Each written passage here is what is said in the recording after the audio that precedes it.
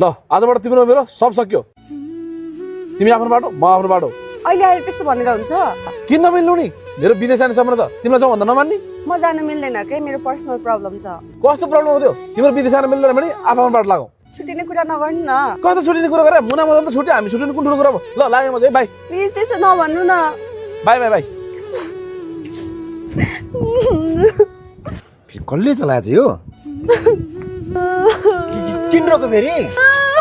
किन रोको भने म त फेरि जाने भने जाने हो कि म त क्विक डिसिजन मेकर हो मलाई त बाल लाग्दैन फेरि किन रोको भने हो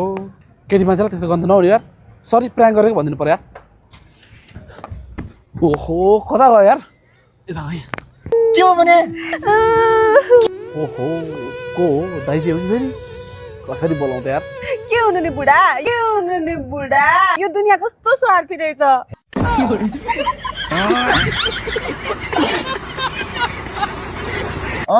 बल्ल थाहा भयो नि मान्छेहरू कति स्वार्थी हुन्छ भनेर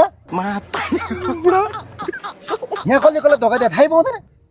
पेरेलाई फुटबल खेल्न सिकायो नि त 1.5 वर्षदेखि हामी दुईजना धोका दिएको हामीलाई थाहा भएन मुला अलिअलि बुझ्नु थालेछौ घरभित्र गएर बस्छ धन्न मेरो बुढी चाहिँ लोयल परेछ र धन्यवाद भगवान्